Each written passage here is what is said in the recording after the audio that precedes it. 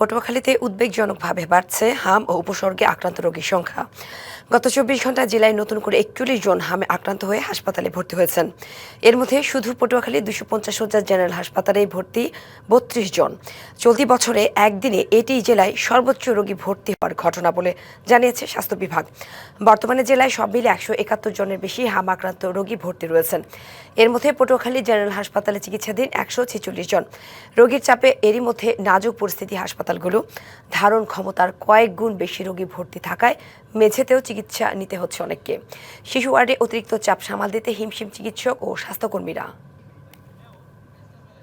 হামের বিষয়ে বিস্তারিত জানাতে আমাদের সাথে পটুয়াখালী থেকে সরাসরি যুক্ত হয়েছেন সহকর্মী মাহমুদ হাসান রায়হান। কথা বলবো তার সাথে। রায়হান, গত 24 ঘন্টায় পটুয়াখালীতে রেকর্ড যে 41 জন রোগী ভর্তি হয়েছে, তো এই মুহূর্তে হাসপাতালে রোগীর চাপ কেমন, তারা চিকিৎসা সেবা ঠিকমতো পাচ্ছে কিনা সব মিলে জানাবেন। জি, জানার সাথে আপনি যেটা বলছিলেন যে পটুয়াখালী 250 শয্যা বিশিষ্ট হাসপাতাল এই পটুয়াখালী জেলার 8টা উপজেলার মধ্যে একটি ভরসা স্থল, এবং এর পাশাপাশি যে আমাদের বরগুনা জেলা রয়েছে সেখানেও একটি উপজেলা আমতল উপজেলার, এই মোট 9টি উপজেলার মানুষ এই হাসপাতালে কিন্তু চিকিৎসা সেবা নিতে আসে। তবে এই হাসপাতালের স্বাস্থ্য ব্যবস্থা এতটাই যে কষ্টকর যা চিন্তার বাইরে, কারণ এখানে 250 শয্যা বিশিষ্ট হাসপাতাল হলেও এখানে 800রও বেশি রোগী কিন্তু ভর্তি রয়েছে। তবে এখন এই হাম পরিস্থিতি মোকাবেলা করতে হাসপাতাল কর্তৃপক্ষ কিন্তু হিমশিম খেয়ে যাচ্ছে, কারণ হামের জন্য 40টি বেড থাকলেও এখানে কিন্তু 146 জনেরও বেশি রোগী ইতিমধ্যে ভর্তি রয়েছে, যার মধ্যে এই 250 শয্যা বিশিষ্ট হাসপাতালেই প্রায় 31 জন রোগী এই গত 24 ঘন্টায় ভর্তি রয়েছে, যা এই বছর সবচেয়ে বেশি রেকর্ড। ঈদ আসবে, সাথে ক্যাশব্যাকও আসবে। নিজের বা প্রিয়জনের জন্য কেনাকাটায় এবারও নগদ পেমেন্টে পাচ্ছেন দারুণ ক্যাশব্যাক। তাই যাই কিনুন, পেমেন্ট করুন নগদে।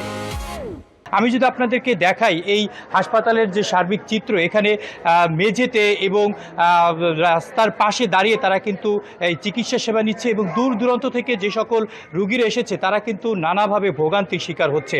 আপনারা দেখাচ্ছেন যে এখানের ফ্যানে বিদ্যুতের কোনো ব্যবস্থা নেই, এবং এখানের যে 146 জন যারা রয়েছে তাদের সেবা দেওয়ার মতো কোনো ব্যবস্থা এখানে কিন্তু নেই। এবং এই পটুয়াখালী 250 শয্যা বিশিষ্ট হাসপাতালের পাশেই কিন্তু আরও একটি নতুন ভবন রয়েছে, সেটা চালু না হয় কিন্তু এই ভোগান্তি আরও বেড়েছে।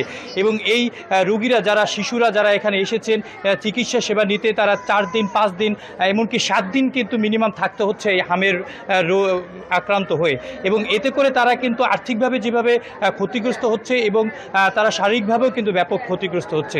এবং এই হাসপাতালের সেবা দেওয়ার জন্য যে সকল ডাক্তার, যারা নার্স যারা রয়েছেন তারা কিন্তু অনেকটাই অসহায় হয়ে পড়েছেন, এবং এখানে পরিষ্কার পরিচ্ছন্ন রাখতে যে সকল পরিচ্ছন্ন কর্মী দরকার সেই সকল পরিচ্ছন্ন কর্মী কিন্তু এখানে নেই পর্যাপ্ত পরিমাণ। মোটামুটি বলতে গেলে যে পটুয়াখালীতে এই হাম সহ নানা রোগে যারা আক্রান্ত হয়েছে তাদের কিন্তু আসলে এখানে চিকিৎসা সেবা নিতে হিমশিম খাওয়ার পরিস্থিতি চলছে।